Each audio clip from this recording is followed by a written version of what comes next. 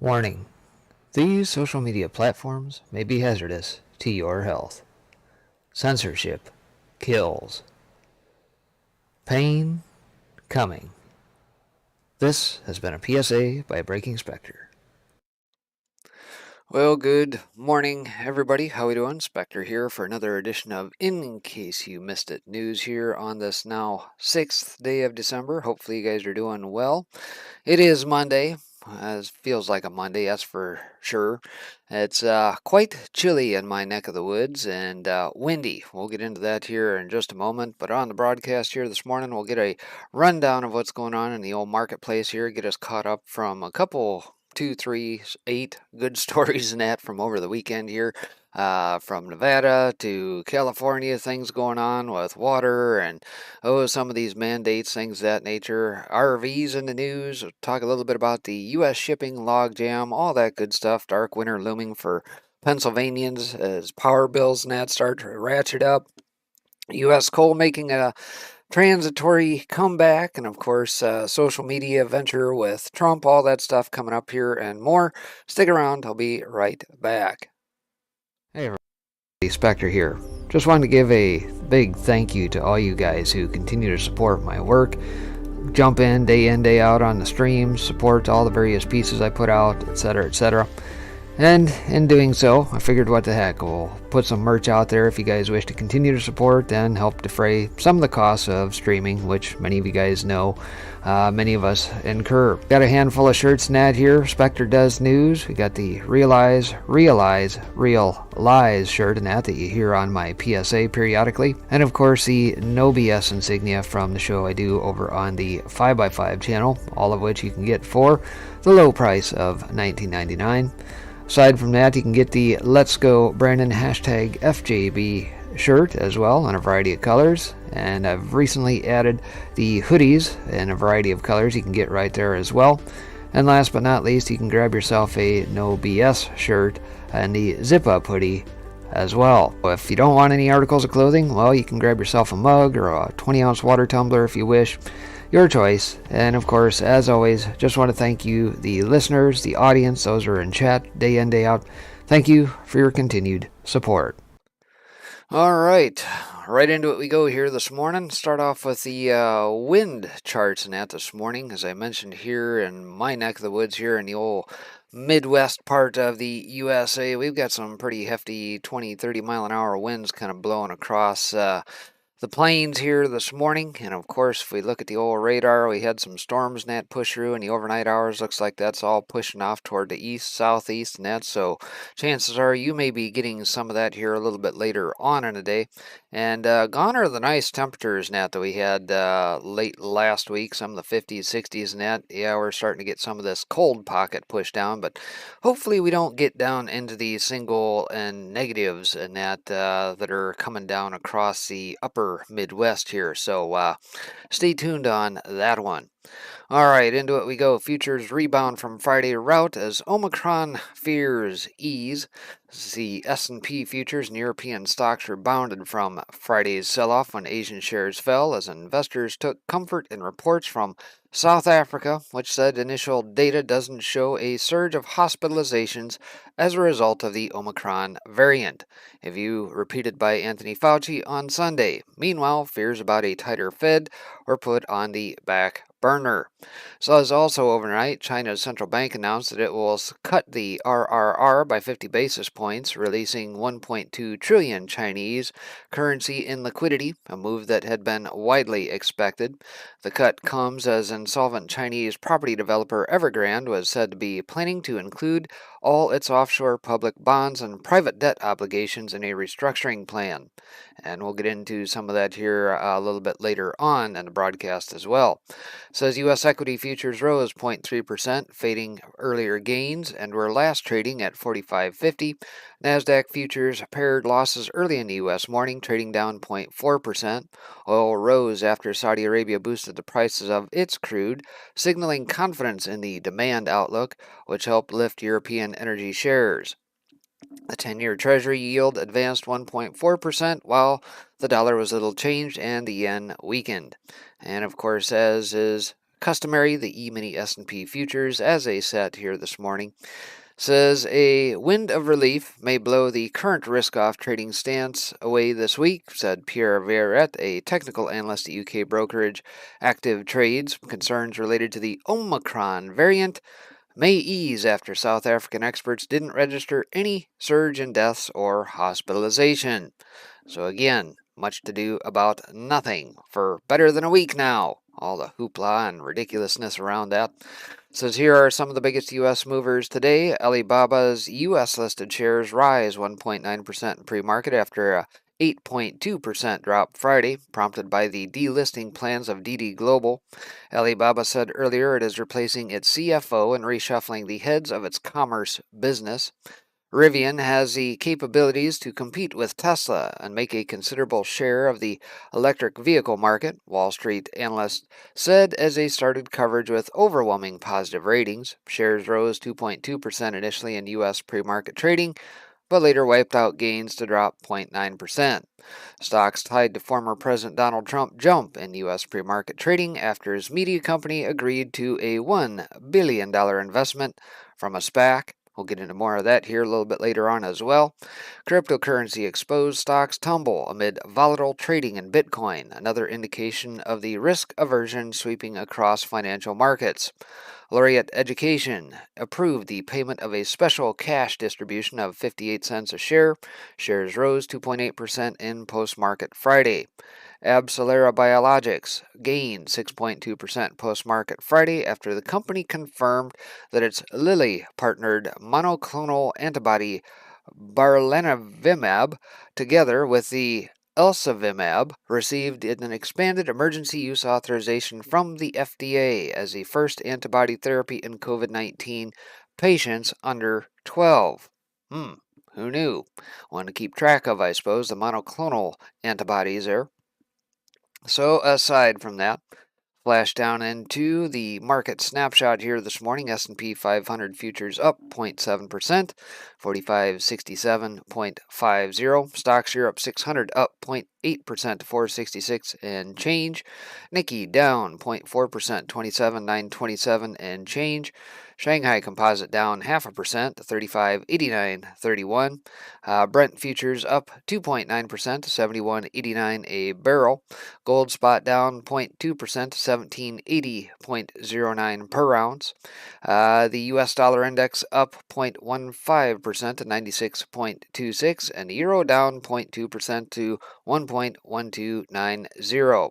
Some other overnight news out of Bloomberg. Speculators were caught off sides in both bonds and stocks last week, increasing their bets against U.S. Treasuries and buying more equity exposure right before a bout of volatility caused the exact opposite moves. Inflation pressure in Europe is still likely to be temporary, Eurogroup President Pascal Donahue said Monday, even if it is taking longer than expected for it to slow. China Evergrande Group's stock tumbled close to a record low amid signs a long-awaited debt restructuring may be at hand, while Kaisa Group Holdings Ltd. faces a potential default this week in major tests of China's ability to limit fallout from the embattled property sector. China Evergrande Group is planning to include all its offshore public bonds and private debt obligations in restructuring that may rank among the nation's biggest ever, people familiar with the matter said. And China tech shares tumbled on Monday with a key gauge closing at its lowest level since the launch last year as concerns mount over much more pain Beijing is willing to inflict on the sector. The U.S. is poised to announce a diplomatic boycott at the Beijing Winter Olympics, CNN reported, a move that would create a new point of contention between the two world's largest economies. S&B Vice President Fitz Zubriug to retire at the end of July 22, according to a statement. Bitcoin has markedly underperformed rivals like Ether with its weekend drop, which may underscore its increased connection with macro developments. Austrians who reject mandatory coronavirus vaccinations face 600 euro fines, about $677, according to a draft law seen by the Courier newspaper. Some Riksbank board members expressed different nuances regarding the asset holdings and considered that it might become appropriate for the purchases to be tapered further next year, the Swedish central bankers say in minutes from its November 24th meeting.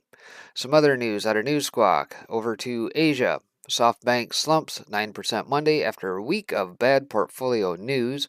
Alibaba shares rise pre-market after rout leadership changes. China's People's Bank of China repeats prudent policy stance with RRR cut. And China cuts reserve requirement ratio as economy slows. Back over to Europe.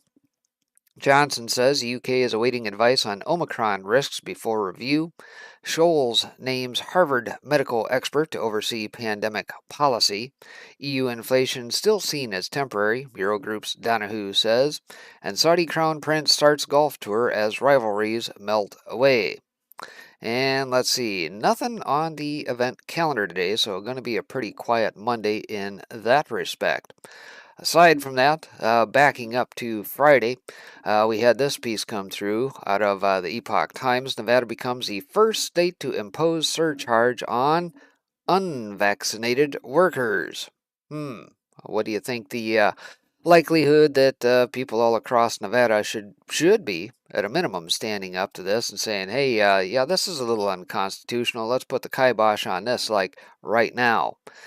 Nevada on Thursday became the first U.S. state to impose a surcharge on workers who have not gotten a COVID-19 jab, though the penalty doesn't take effect until the middle of next year.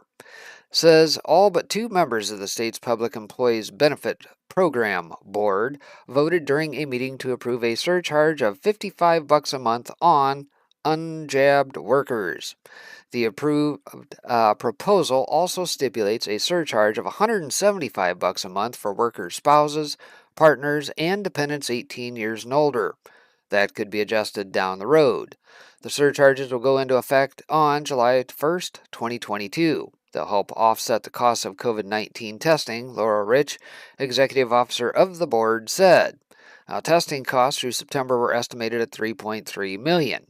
The board did not analyze the cost of COVID-19 hospitalizations for the proposal because, well, that would have made the surcharge for spouses and dependents significantly higher, Rich said.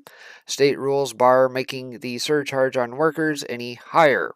Now, Nevada's Department of Labor last month released guidance saying the surcharges were legal, and Rich compared them to surcharges on smokers imposed by plans in the past.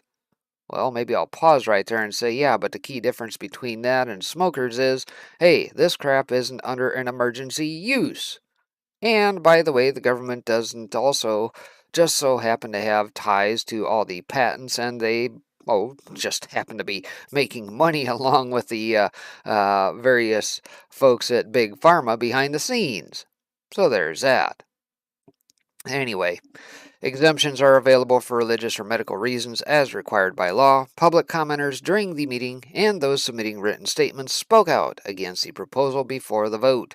Says, I believe the proposed surcharges are inappropriate and excessive, Ellen Creselius, one member of the public, said in a statement.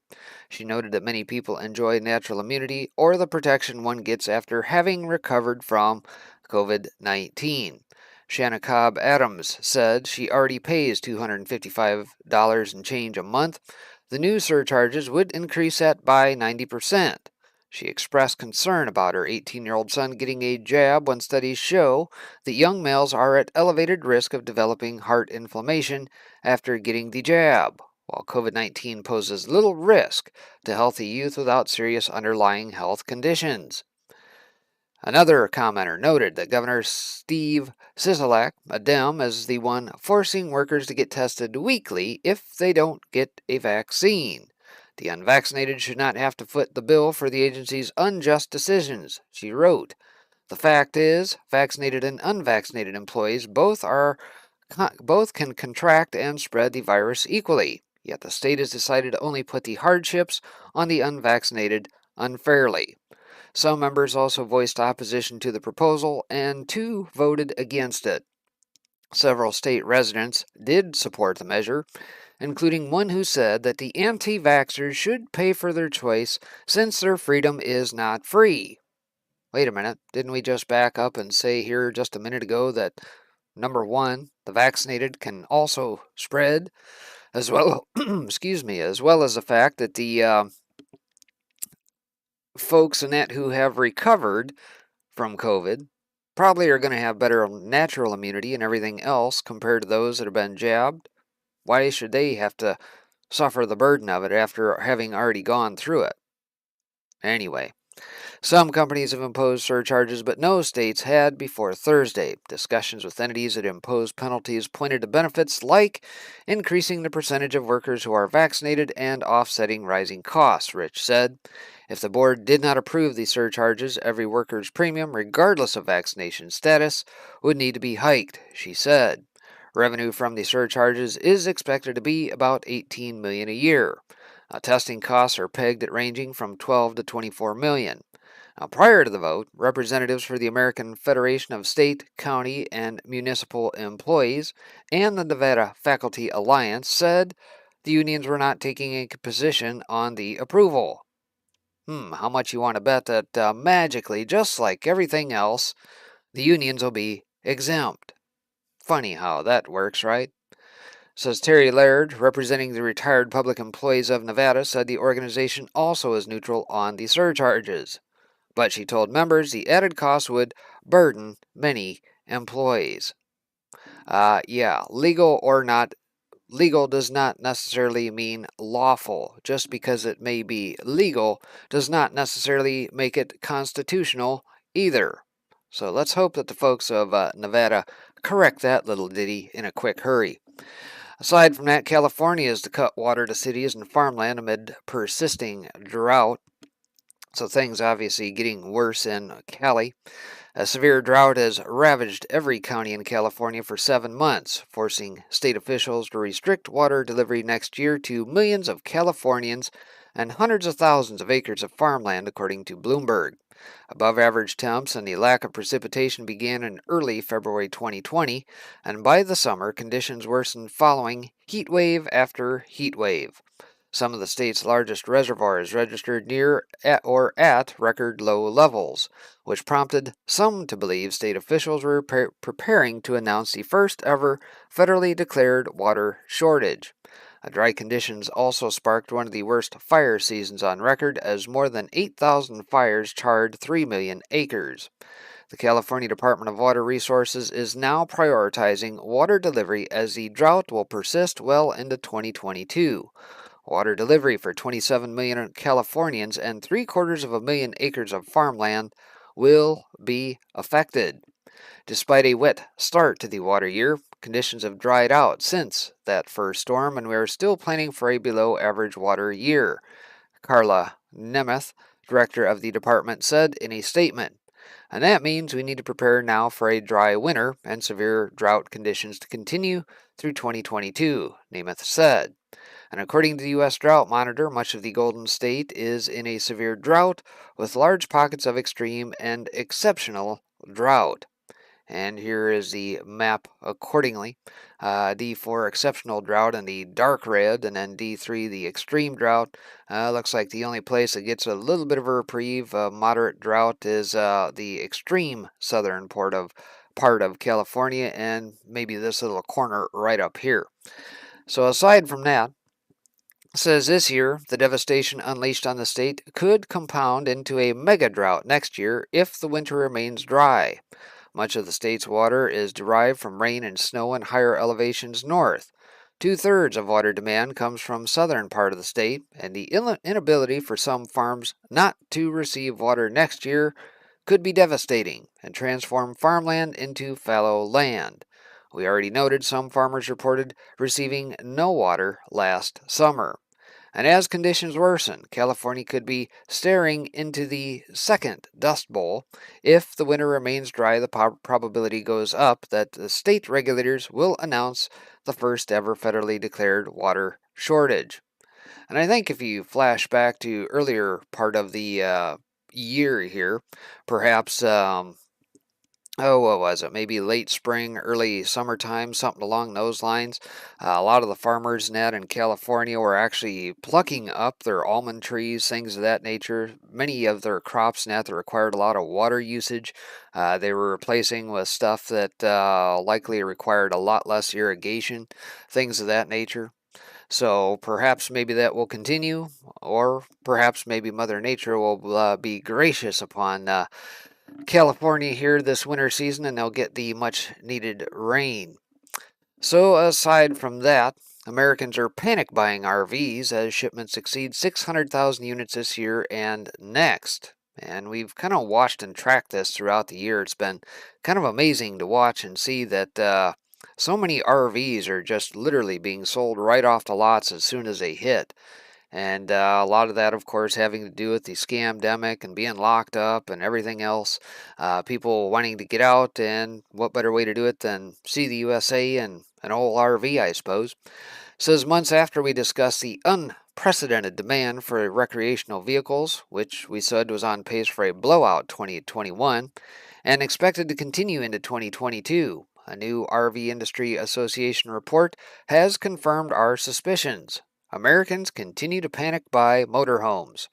RVIA's latest quarterly report projects RV wholesale shipments will exceed 600,000 units in both 2021 and 2022, which is record-breaking demand as the virus scamdemic has fundamentally changed how Americans vacation. Says RV manufacturers and suppliers have accomplished something never before seen with the incredible number of RVs produced in 2021 and forecasted to be built in 2022, said RVIA President and CEO Craig Kirby. More RVs will be headed to dealer lots in 2022 than ever before, allowing even more consumers to experience the freedom and control of traveling the country in their ideal RV, Kirby said.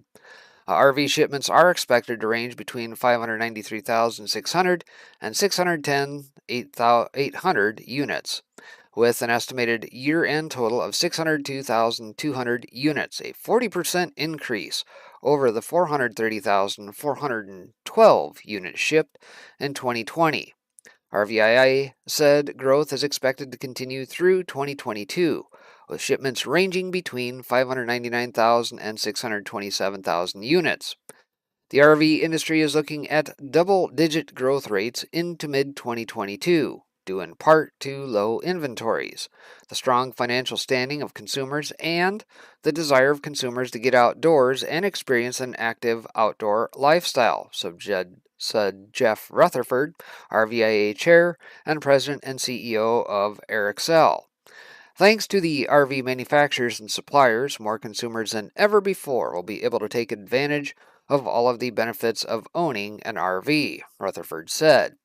This is the latest sign Americans, more than ever, are rediscovering national parks and rural communities in their RVs, rather than vacationing in big cities and at resorts. The RV boom might continue past 2022 as demand by millennials has been steadily increasing. Well, if millennials are getting in on the old RV boom, perhaps it isn't for that reason for vacationing so much as it's probably a cheap way to live. Because if they try to live in any of the cities, I don't know if you've been out to Silicon Valley, but if you've ever seen some of these documentaries where they literally have streets upon streets upon streets of nothing but RVs, people can't afford friggin' housing out there. It's astronomical. People have to actually get government help for folks that have incomes north of $250,000. It's ridiculous. So anyway, RVs on the move. U.S. ship logjam worsens as Biden attempts to save Christmas fails, and of course we probably could have predicted that a while back. But President Biden told Americans that the supply chain is in very strong shape ahead of Christmas, and that's a lie. Speaking from the White House Wednesday, Biden said his admin has partnered with the private sector to, quote, ensure the store shelves are stocked, end quote. Well, I don't know what that means other than moving stuff around and perhaps taking shelving off the floor to make it look, more stocked than it really ever was. But new shipping data shows snarled supply chains are worsening and it could take months to untangle them. New shipping data from the busiest U.S. port complex of LA and Long Beach, California shows 96 container ships idled offshore, waiting to unload cargo. FreightWave's Greg Miller described a new queuing system for vessels as pure optics. We talked about that a little bit last week, which reduces the number of ships offshore of Los Angeles and Long Beach. He said ships are being placed in holding patterns further out into the ocean where they're out of sight and out of mind to prevent attention-grabbing aerial imagery of container ship logjams. Well, who cares if you can't take a stinking picture right off the coast when you can literally go to sites like, oh, this one right here, and actually see it for yourself? Hello, idiots. Anyway, idiots sometimes, I swear. The new queuing system has divided vessels into a couple of categories: 40 ships anchored within 40 miles of the ports and 56 outside the perimeter, with that line continuing to get longer at the U.S.'s largest containerized ports.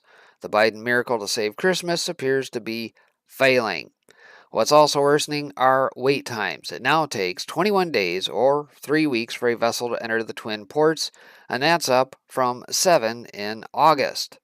And of course, last week, if you remember right, we talked a little bit about what the port of Savannah on the East Coast has actually done to improve throughput. My question is why the hell is everybody still continuing to go through LA and Long Beach at this point?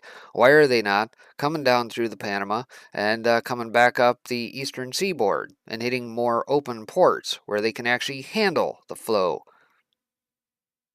Anyway, separated at berth, container ships wait almost 21 days on average to enter the port of LA.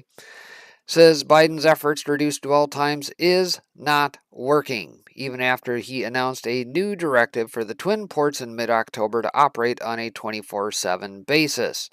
And we noted at the time, in a piece titled, "Here's the Truth Behind Biden's 24/7 Port Operations Pledge," that the move would not save Christmas.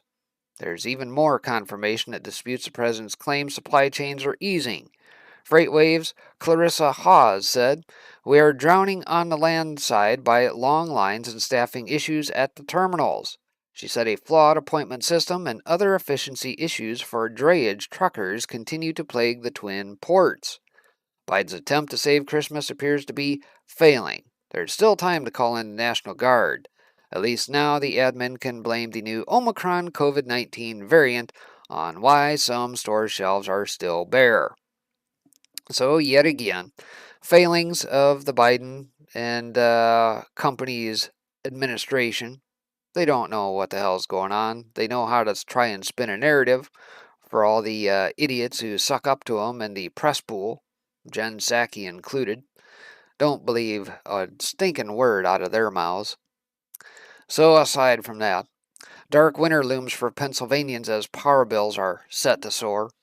Power prices in some parts of Pennsylvania are set to jump as much as 50% beginning this month, according to the Pennsylvania Public Utility Commission. Most Pennsylvania regulated electric utilities are adjusting the price they charge for the generation portion of customers' bills on December 1st for non-shopping customers, also known as the price to compare.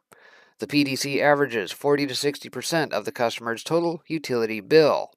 However, this percent varies by the utility and by the level of individual customer usage, PUC said in a statement. It says PUC lists power increases for residential customers. The most significant increase comes from Pike County Light and Power, which serves nearly 5,000 customers, and it's expected to raise power prices by 50%.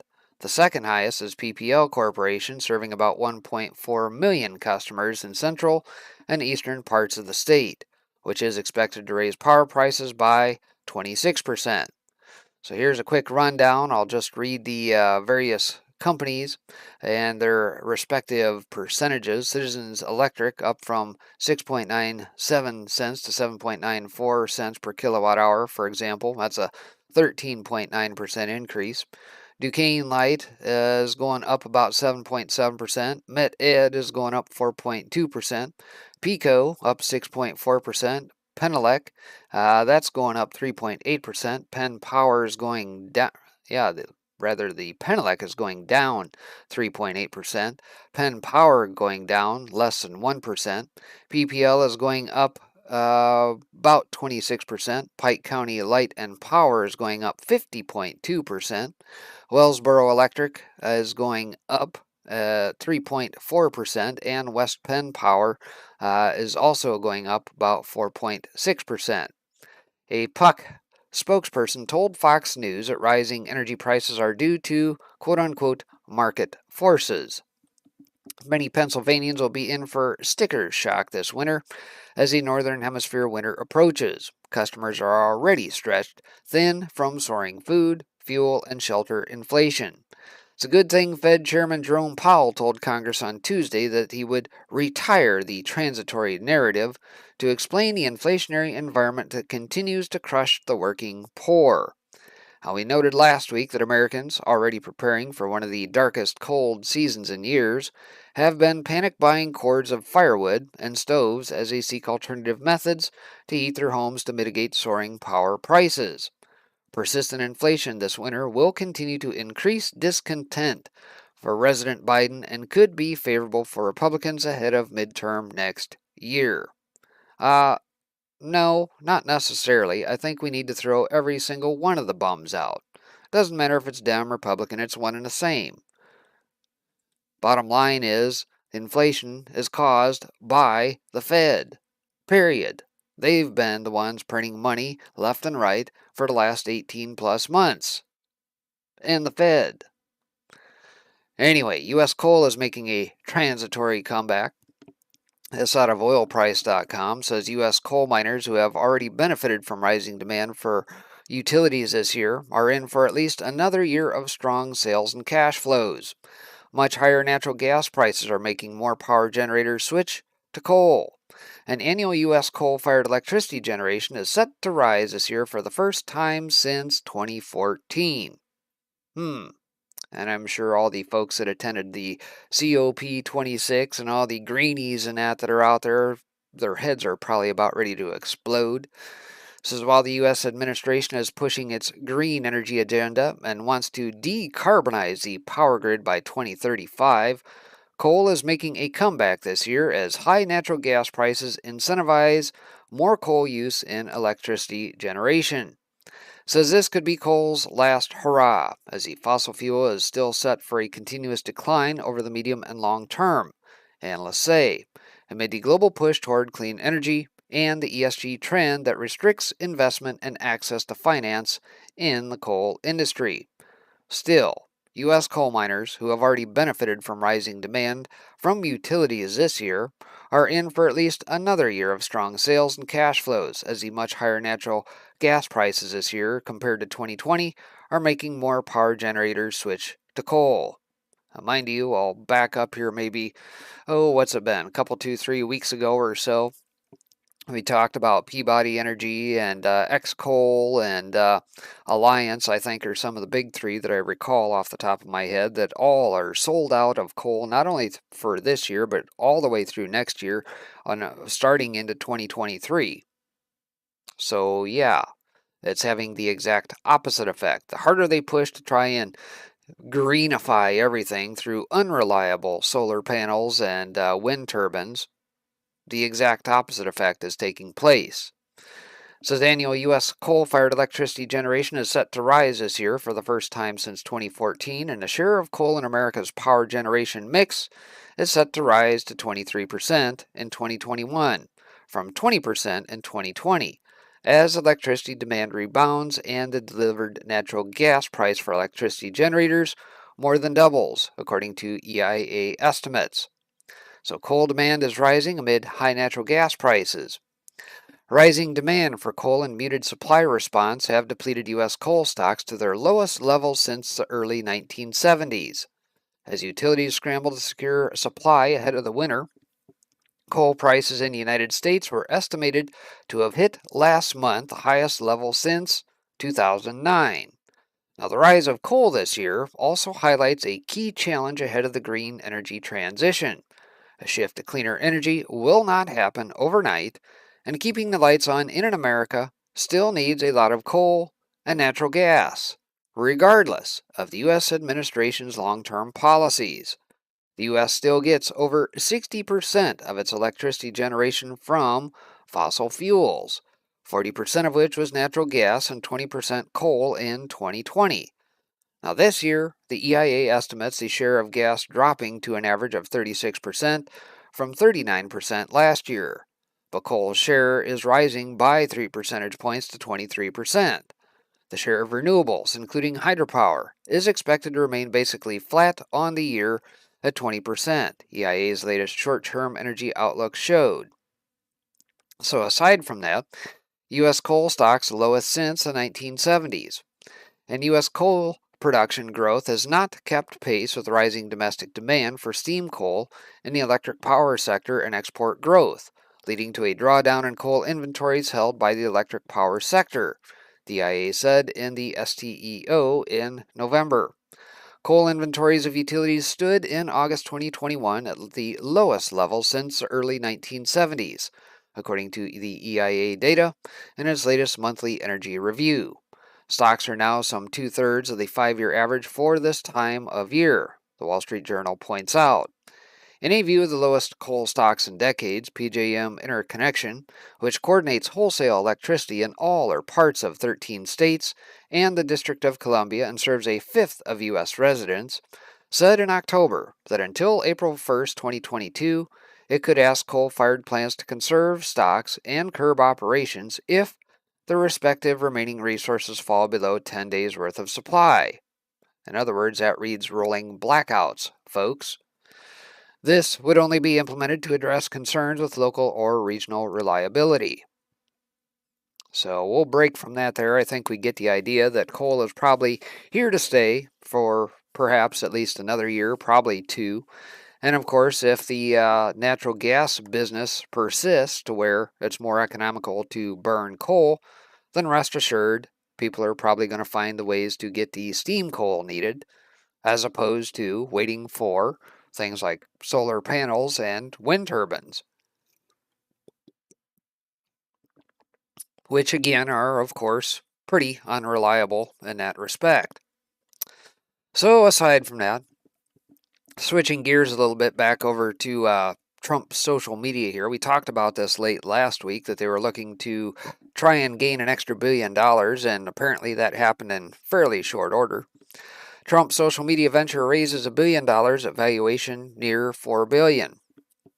Says many traders were stunned to learn on Wednesday that Trump's social media venture was seeking to raise as much as $1 billion in a PIPE financing, with Reuters reporting that Trump was personally calling some investors to ask them to make a commitment of more than $100 million, as it now appears that allocating capital to a Trump SPAC is a new donating to the Clinton Foundation.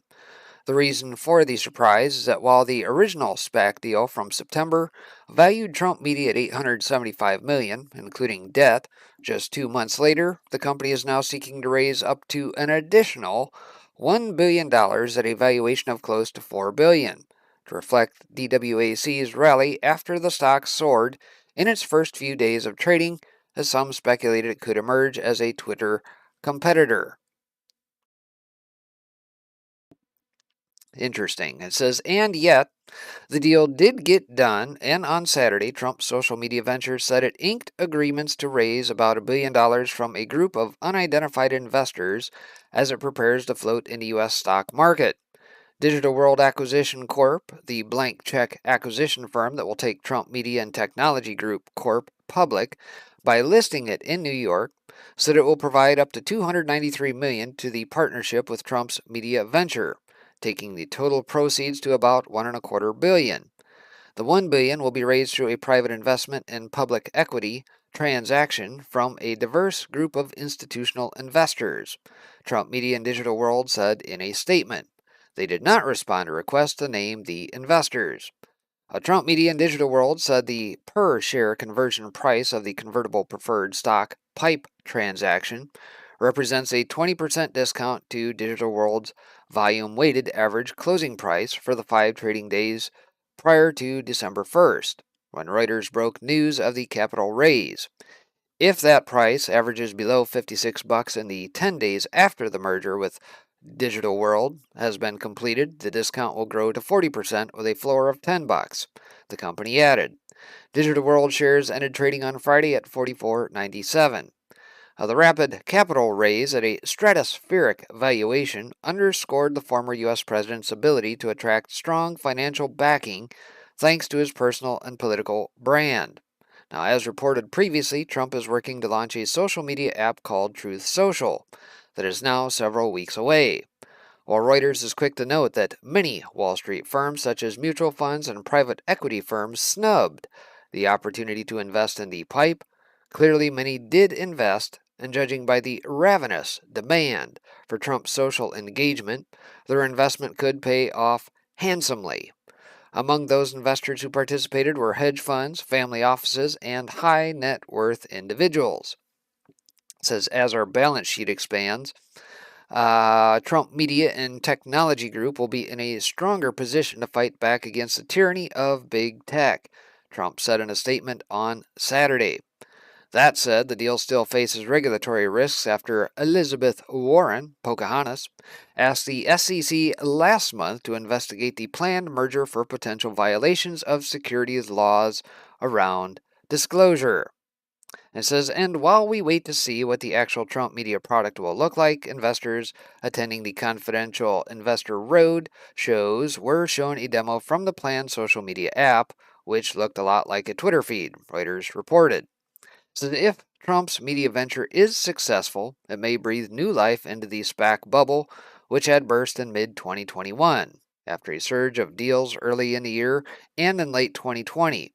And as Reuters notes, special purpose acquisition companies such as Digital World had lost much of their luster with retail investors before the Trump media deal came along. Many of these investors were left with big losses after the companies that merged with SPACs failed to deliver on their ambitious financial projections. Truth Social is scheduled for a full rollout in the first quarter of 2022. It is the first of 3 stages in the Trump media plan, followed by a subscription video on demand service called TMTG Plus that will feature entertainment, news, and podcasts, according to the news release. So there you have it. And again, we literally just talked about this, Wednesday, Thursday last week. And by Saturday, poof, wouldn't you know, here's an extra billion thrown in on top of that, huh? Got that done in a quick hurry, but that's what Trump does. So anyway, aside from that, last but not least, for some financials here this morning, Didi, Alibaba, and Evergrande crush traders, what to watch in China. And as alluded to here at the top of the broadcast, we know that Evergrande has certainly been in trouble here as of late, and they'll probably have to do some significant restructuring in order to meet bond obligations and a lot of coupons and that are coming due. But this out of Sofia Horta Acosta, a Bloomberg analyst and reporter, says for traders, all the bad China news is hitting at once, just as concern over U.S. tapering deflates the most speculative investments globally. Beijing's demand that Didi delist its U.S. shares helped trigger the biggest plunge in the Nasdaq Golden Dragon China Index since 2008 on Friday. Alibaba, whose mysterious slump last week was already drawing attention, sank to its lowest level since 2017. And the same day, Evergrande said its plans to actively engage with offshore creditors on a restructuring plan, suggesting it can no longer keep up with debt payments. That's as stress returns to China's dollar junk bond market, with yields above 22%. Evergrande bond trades near 20 cents on the dollar. The developments highlight the risks in betting that Chinese assets have already priced in negative news. HSBC, Nomura, and UBS all turned positive on the nation's stocks in October, citing reasons including cheap valuations and receding fear of regulations from Beijing. T. Rowe Price Group and Allianz Group and Global Investors were among money managers taking advantage of the recent turmoil to add Chinese developer bonds. It continues, says, a lack of transparency is adding to nervousness. Didi's delisting notice comprised just 127 words. There were no details of how and when a move to Hong Kong would work.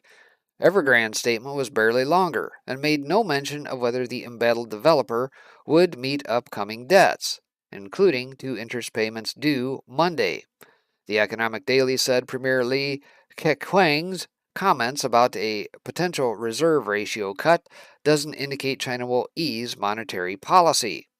So there's no shortage of symbolism. Alibaba, the largest ever Chinese listing in the US, and the country's most valuable company less than 14 months ago, has lost about $555 billion in value since its 2020 record. Its ADRs trade at record low valuations. The company just replaced its CFO. Didi, which was China's second largest U.S. listing, is being yanked at the request of the government. That comes as regulators in both countries put pressure on Chinese firms listed in the U.S. So, December is shaping up to be a testing time, just as traders around the world look to book profits after a frenzied year. Along with the plunge in Chinese equities and concerns over what's next for Evergrande, another developer, Kaiza, is on course for default this week unless it can reach a last-minute agreement with creditors to delay payment. The firm has $11.6 billion in outstanding dollar debt, making it the nation's third largest issuer of such notes among property firms. So definitely something to keep an eye on as all this unwinds between China, the U.S., and of course last week I think we talked about here briefly the fact that the SEC is looking to delist some, 120 plus Chinese companies off of the NASDAQ and Dow. So rather interesting times we live in here, and where this all heads is anybody's guess, but we'll have to see. So aside from that, some non-financial news here today out of the National File. World War II hero, 27-year senator, longtime Republican leader Bob Dole dies at 98. This took place yesterday. Says Bob Dole, a former U.S. senator representing the state of Kansas, who once ran for president and served as the Senate Majority Leader, passed away at 98 years of age. He was diagnosed with stage 4 lung cancer earlier this year. The news of the longtime fixture of Republican Party politics' death was shared by the Elizabeth Dole Foundation this morning. It is with heavy hearts that we announce that Senator Robert Joseph Dole died early this morning in his sleep. The foundation noted that, at his death, at age 98, he had served the United States of America faithfully for 79 years. And there's the Twitter statement per the Elizabeth Dole Foundation there. Says Dole represented Kansas in the U.S. Senate from 1968 to 1996. He became the Republican Party's presidential nominee in 1996, eventually losing to President Bill Clinton and retiring from political life in Kansas. Dole remained active in the Kansas community toward the end of his life, regularly making political endorsements, appearing at events, and participating in a Yellow Ribbons from Home program that aired in Wichita, Kansas in 2007, where families of servicemen deployed overseas were able to send televised messages to the troops via an early internet simulcast. Dole had endorsed Kansas Attorney General Derek Schmidt, a fellow Republican, to become the state's next governor prior to his death. It says in World War II, Dole sustained an injury while storming a German machine gun nest that left him paralyzed from the neck down. After a series of surgeries and lengthy recuperation, the paralysis was widely diminished and he regained use of his legs and left arm. Dole never regained use of his right arm or hand. Dole called the assault the day that changed my life. The news about Dole's health originally came one day after the passing of radio legend Rush Limbaugh, making two conservative icons of the 20th century lost to cancer in the same year.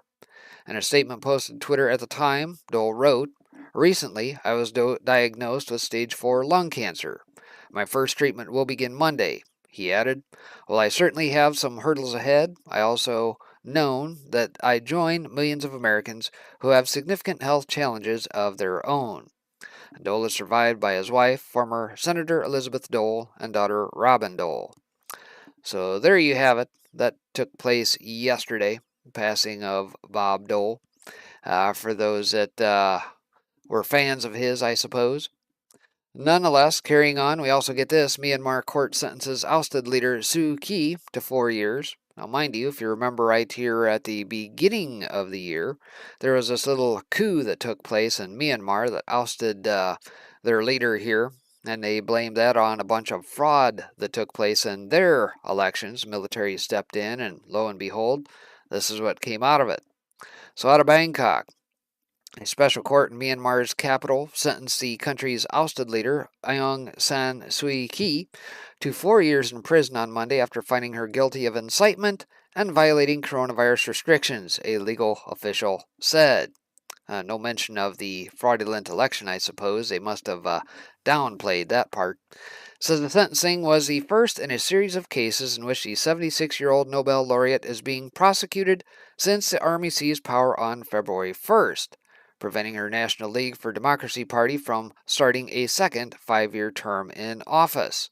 The ousted leader faces verdicts on other charges as early as next week. Aha, so perhaps we'll see the remainder of the charges, use air quotes behind the scenes here, pertaining to the fraudulent election, as it were, perhaps next week. Says if found guilty in all the cases she faces, she could be sentenced to more than 100 years in prison. Now, the court on Monday did not make clear whether Suu Kyi would be sent to prison for the two convictions or placed under house arrest, the legal official said. Says in her struggle for democracy, she has served 15 years of house arrest starting in 1989.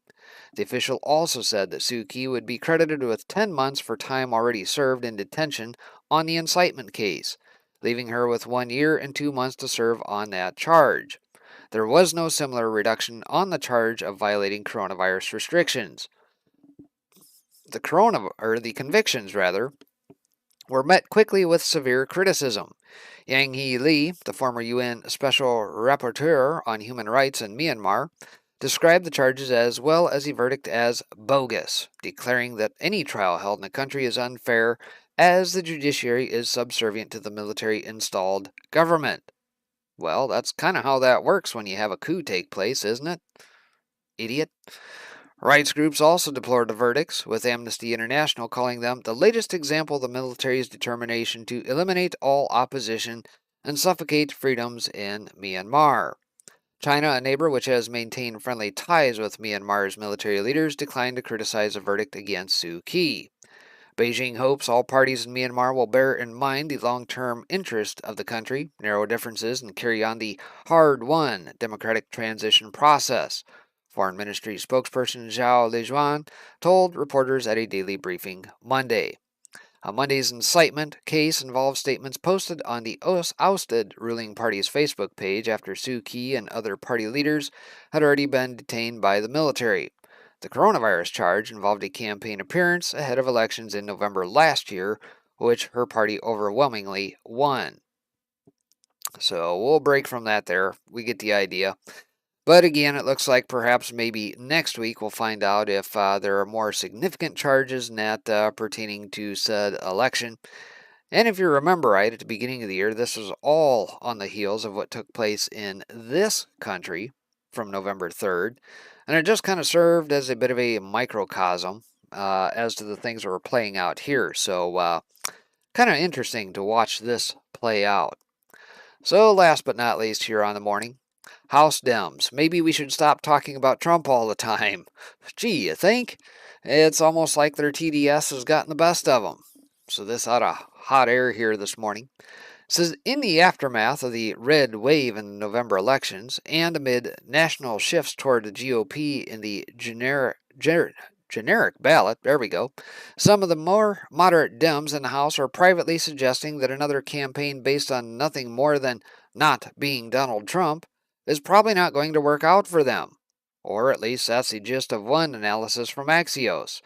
Several Dem lawmakers have been shifting the topics they highlight on social media in recent weeks, with some resorting to the old axiom about how all politics is local.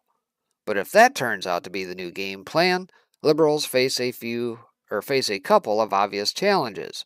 How you change a topic when your friends in the media are still constantly talking about Trump at every opportunity. And if you're changing the subject, what will you change it to that might make you more popular? Good questions.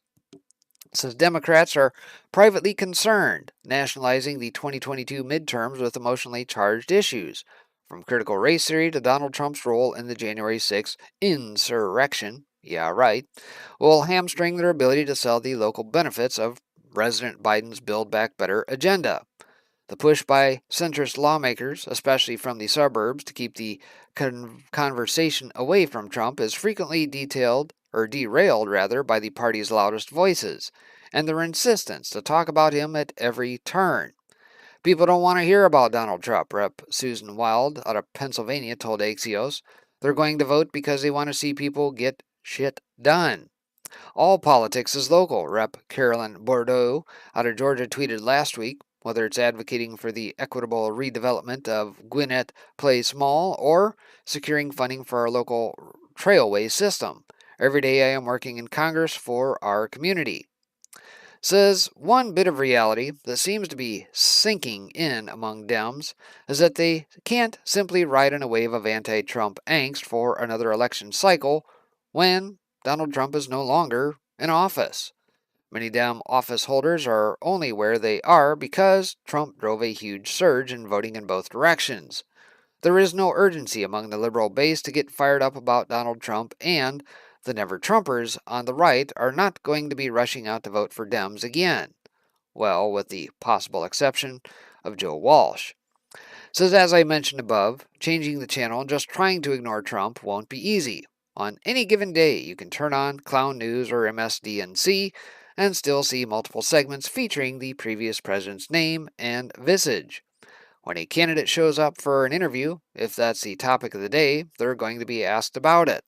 Convincing the cable news mavens to zip their lips about Donald Trump isn't going to be easy because most of them are basically addicted to him at this point. And if you do a push for new conversation, what will it be about?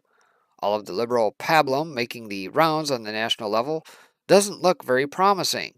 The Axios analysis claims that the focus on Trump and arguments over things like critical race theory will hamstring their ability to sell the local benefits of Build Back Better. Unfortunately for them, we've been tracking the polling numbers pretty closely, and most people don't know much about BBB. But what they do know, they don't much care for. The other big ideas among progressives fare even worse. Critical race theory is not at all popular, except in the most elite liberal circles, and the entire idea of defunding or abolishing the police is being pilloried even in traditionally blue urban areas. You can run a campaign on fixing the potholes on the streets, and that's a very necessary job, but it's not going to have throngs of people showing up at rallies to hear you talk about it. Says we will soon be heading into January, and the midterms will be truly underway. Everyone considering a run for the House or Senate is going to have to figure out their talking points and come up with a plan to sell themselves to the voters. You can repeat the mantra about all politics being local all you like, but this is the 21st century. That's not nearly as true as it used to be when most of the country is tuned in on social media and being fed doses of national political drama on a daily basis. Between scamdemic restrictions, rising crime rates, and the various disasters that have emerged from Biden's handling of the country this year, it's difficult to see a blue wave suddenly emerging. And that's probably right. And on top of that, mind you, hey, guess who is going to be firing up a social media platform right smack dab in the middle of all that? We just talked about it, right? So there's that. And last but not least, on the morning, in case you missed it, I did put a piece out there for those who wish to engage a little bit more on the financial side.